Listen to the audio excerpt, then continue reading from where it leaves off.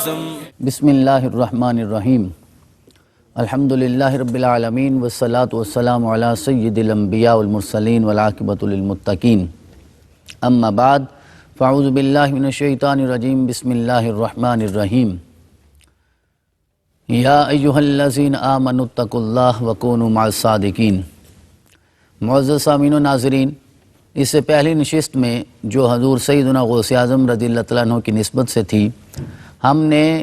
احادیث مبارکہ کی روشنی میں یہ عرض کرنا چاہا تھا کہ اللہ کے اولیاء کا مقام اور مرتبہ اور ان منزلت کیا ہوتی ہے، اور جب ایک عام ولی کو میرے رب نے یہ مقام عطا فرمایا ہے تو پھر حضور سیدنا غوث اعظم رضی اللہ تعالیٰ عنہ کا مقام کیا ہوگا۔ اسی سلسلے کو آگے بڑھاتے ہوئے آج ہم یہ دیکھنا چاہیں گے کہ اولیاء کی سب سے بڑی علامت اور نشانی کیا ہوتی ہے۔ ولایت کی نسبت ہو جائے تو کوئی بھی چیز کتنی معتبر ہو جاتی ہے۔ ایک مثال میں یہ دینا چاہوں گا سمجھانے کے لیے۔ اللہ رب العزت نے ارشاد فرمایا ان الصفا والمروۃ من شعائر اللہ، صفا اور مروہ یہ اللہ کی نشانیوں میں سے ہیں۔ کیوں؟ وہاں حضرت ہاجرہ چلتی رہیں۔ کیا حضرت ہاجرہ کو اللہ نے رسالت عطا فرمائی تھی؟ کیا ہاجرہ کو نبوت عطا فرمائی تھی؟ نہیں، ولایت تھی، اللہ نے انہیں ولایت عطا فرمائی تھی۔ تو جس پتھر کے ساتھ ولایت کی نسبت ہو جاتی ہے میرا رب اسے بھی شاعر اللہ بنا دیتا ہے۔ تو جب ولایت کی نسبت سے کوئی بھی چیز شاعر اللہ ہو جاتی ہے تو پھر نبوت کی نسبت کا مقام کیا ہوگا اور رسالت کی نسبت کی شان کیا ہوگی۔ تو آج ہم اسی ایک ہستی کا تذکرہ کر رہے ہیں جنہیں زمانہ حضور الشیخ السید عبد القادر جیلانی المعروف غوث اعظم رضی اللہ عنہ کے لقب سے یاد کرتا ہے۔ حضرت ابو ہریرہ روایت کرتے ہیں کہ رسول اکرم صلی اللہ علیہ وسلم نے ارشاد فرمایا ان من عباد اللہ عبادا لیسوا بانبیاء، کہ اللہ کے بندوں میں سے کچھ بندے ایسے ہیں کہ جو نبی تو نہیں ہیں۔ یہ ولایت کی شان بیان ہو رہی ہے، اور اس حدیث مبارکہ کے تناظر میں براہ راست ہم یہ سمجھنا چاہیں گے کہ حضور غوث اعظم کا مقام کیا ہے۔ جب ایک عام ولی کو میرا رب یہ شان عطا فرماتا ہے تو جو سرور اولیاء ہیں ان کا مقام کیا ہوگا۔ تو میرے آقا نے ارشاد فرمایا اللہ کے بندوں میں سے کچھ بندے ایسے ہیں لیسوا بانبیاء، جو نبی تو نہیں ہیں، یغبطہم الانبیاء والشہداء، لیکن قیامت والے دن انبیاء اور شہداء ان پہ رشک کر رہے ہوں گے۔ وہ خود نبی نہیں ہیں، ظاہری طور پہ شہادت کا مقام نہیں پایا، لیکن قیامت والے دن جو انبیاء ہیں، جو رسول ہیں اور شہداء ہیں اور ملائکہ ہیں وہ بھی ان پہ رشک کر رہے ہوں گے۔ یہ عام ولی کی شان ہے۔ تو حضور سیدنا غوث اعظم کا مقام کیا ہے؟ صحابہ نے عرض کیا من ہم لعلنا نحبہم، کہ آقا وہ کون ہیں کہ ہمیں تو ان سے محبت کرنی چاہیے، کہ جن سے نبی بھی محبت کریں گے، شہداء بھی محبت کریں گے اور ان کے مقام پہ رشک کریں گے۔ قالا، تو میرے آقا صلی اللہ علیہ وسلم نے ارشاد فرمایا ہم قوم تحابوا بروح اللہ من غیر ارحام ولا انتصاب، کہ جو ایک دوسرے سے محبت کرتے ہوں گے تو فقط اللہ کی رضا کے لیے، درمیان میں کوئی لین دین بھی نہیں ہوگا، کاروباری تعلق بھی نہیں ہوگا، رشتہ داری بھی نہیں ہوگی، اور صرف اللہ کی رضا کے لیے ایک دوسرے سے محبت کرتے ہوں گے۔ اس محبت کی بنیاد پہ میرا رب قیامت والے دن انہیں وہ مقام عطا فرمائے گا کہ جس پہ انبیاء بھی رشک کر رہے ہوں گے، اور انبیاء کے ساتھ صالحین بھی رشک کریں گے، اور شہداء بھی اور صدیقین بھی رشک کر رہے ہوں گے۔ اتنا اعلیٰ مقام میرا رب عطا فرمائے گا۔ حضرات محترم، تو اللہ کی رضا کے لیے ایک دوسرے سے محبت کرنا، اپنے دلوں سے قدورتوں کو دور کر دینا۔ میرے آقا نے ارشاد فرمایا جب تمہارے دل میں کوئی نفرت نہ ہو، کوئی بغض نہ ہو، کینہ نہ ہو، حسد یا رقابت کا جذبہ نہ ہو، اور جب ایک دوسرے سے تم مصافحہ کرتے ہو، مصافحہ ہاتھ میں ہاتھ دیتے ہو، تو میرے آقا نے ارشاد فرمایا تم دونوں مسلمان بھائیوں کے ہاتھ سے ہاتھ جدا ہونے سے پہلے میرا رب تم دونوں کی زندگی کے سارے گناہ معاف فرما دیتا ہے۔ یہ اللہ کی محبت کی طاقت ہے، اللہ کی رضا کے لیے ایک دوسرے کے قریب ہونے کی یہ طاقت ہے۔ ہم قوم تحابوا بروح اللہ من غیر ارحام ولا انتصاب وجوہہم نور علی منابر من نور، اور قیامت والے دن ان کے چہروں پہ نور ہوگا، اور ان کے لیے نور کے ممبر بچھائے جائیں گے، اور وہ نور کے ممبر پہ تشریف فرما ہوں گے۔ نور کا ممبر قیامت والے دن ان لوگوں کو ملے گا جو ایک دوسرے کے ساتھ محبت صرف اللہ کی رضا کے لیے کرتے ہیں۔ لا یخافون اذا خاف الناس، اور جو آیت مبارکہ مشہور آیت مبارکہ پہلی نشست میں ہم نے تلاوت کی تھی، الا ان اولیاء اللہ لا خوف علیہم ولا هم یحزنون، اس کی طرف اشارہ کرتے ہوئے میرے آقا نے ارشاد فرمایا لا یخافون اذا خاف الناس، کہ جب لوگ خوف کی کیفیت میں ہوں گے تو انہیں کوئی خوف نہیں ہوگا، ولا یحزنون اذا حزن الناس، اور جب لوگ حزن اور ملال کی کیفیت، غم کی کیفیت میں ہوں گے انہیں کوئی ملال نہیں ہوگا، انہیں کوئی حزن نہیں ہوگا۔ اس حدیث مبارکہ کی روشنی میں یہ بات واضح ہو جاتی ہے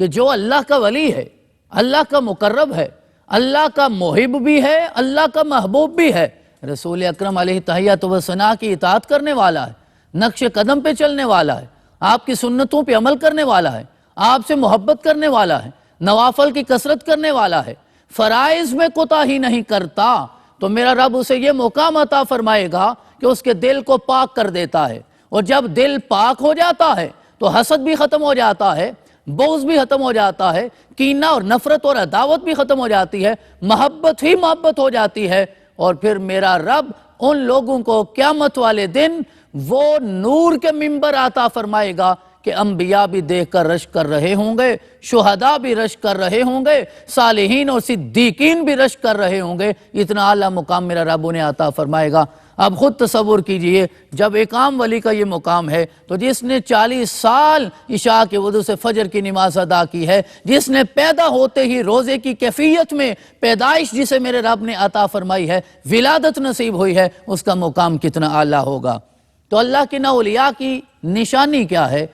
علامت کیا ہے، ہم کیسے کسی کو دیکھ کر یہ پرکھ، مجھے تو نہیں پتا، آپ کو بھی نہیں پتا کون نوافل کی کثرت کرتا ہے، کون روزہ دار ہے، کس کا دل پاک ہے، کس کا دل صاف ہے، کس کے دل میں نفرت ہے، کس کے دل میں محبت ہے، کس کے دل میں عداوت ہے، کس کے دل میں مودت ہے، یہ تو ہم نہیں فیصلہ کر سکتے۔ ہمارے لیے کون سی ظاہری علامت ہے جو ہم دیکھ سکتے ہیں؟ تو حضرت اسماء بنت یزید رضی اللہ تعالیٰ عنہا یہ روایت کرتی ہیں، سمعت رسول اللہ صلی اللہ علیہ وسلم یقول، میں نے رسول اکرم کو یہ کہتے ہوئے سنا ہے، الا انبئکم بخیارکم، کہ میں تمہیں یہ نہ بتاؤں تم میں سب سے بہترین اللہ کے بندے اور میرے غلام کون ہیں؟ قالوا بلا یا رسول اللہ، تو سب نے کہا جی اللہ کے رسول، آپ ارشاد فرمائیے، آپ کے قدموں پہ ہمارے ماں باپ قربان ہو جائیں، آپ ارشاد فرمائیے۔ قال خیارکم الذین اذا رؤوا ذکر اللہ، تم میں سب سے بہترین وہ ہیں جب ان کا چہرہ دیکھا جائے تو خدا یاد آ جائے،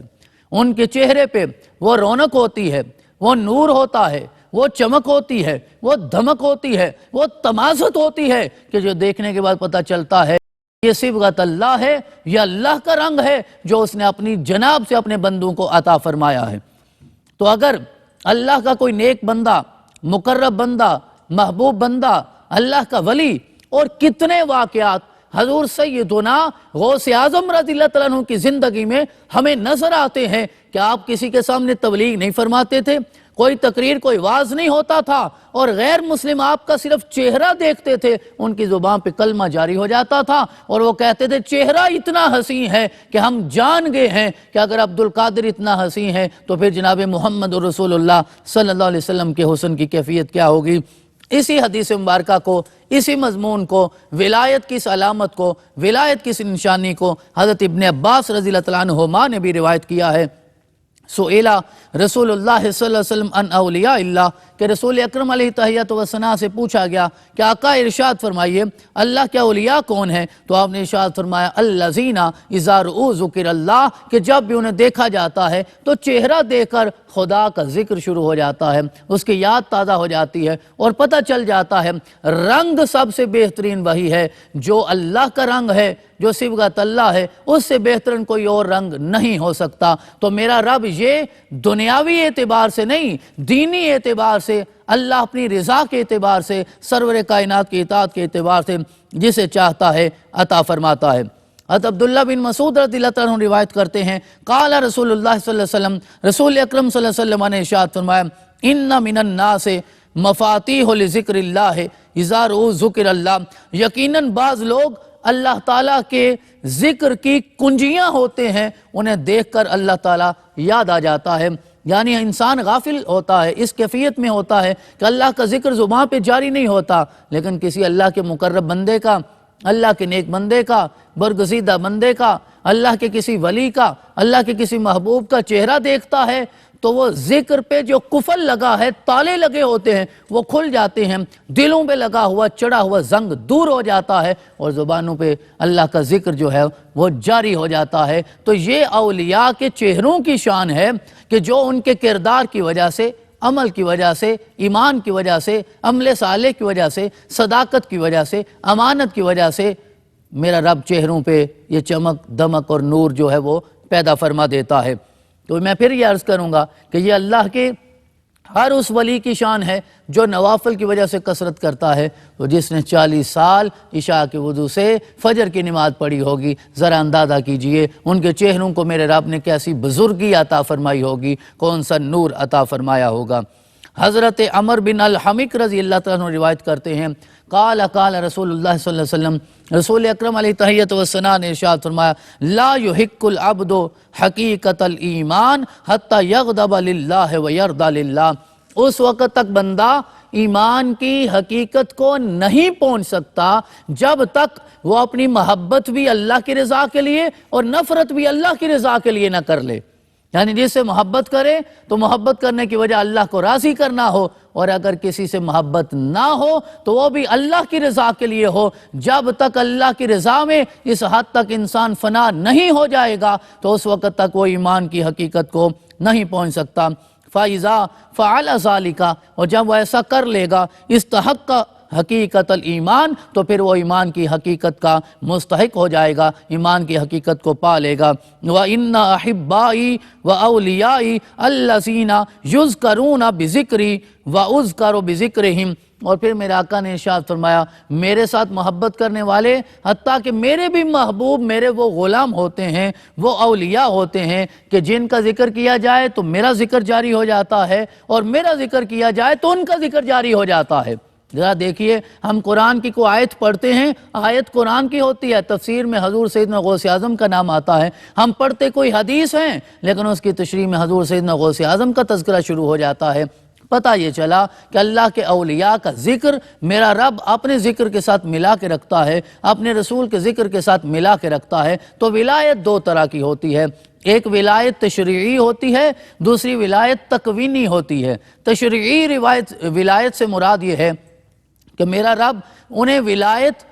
اور قرب تو عطا فرما دیتا ہے، لیکن انہیں تصرفات میں میرا رب وہ بلندی نہیں عطا فرماتا تو دیگر اولیاء کو عطا فرماتا ہے۔ تو ولایت تشریعی سے مراد یہ ہے، اور ولایت تکوینی سے مراد یہ ہے کہ میرا رب انہیں اپنی شان کن فیکون بھی عطا فرما دیتا ہے۔ تو اس جملے کا مفہوم یہ عرض کرنا چاہتا ہوں کہ حضور سیدنا غوث اعظم اولیاء کی صف میں ولایت تشریعی تو رکھتے ہی رکھتے ہیں، میرے رب نے ولایت تکوینی بھی عطا فرمائی اور اپنی شان کن فیکون کا مظہر انہیں بنایا ہے۔ رب رحمان ہمیں آپ کی ذات گرامی سے محبت کی توفیق عطا فرمائے۔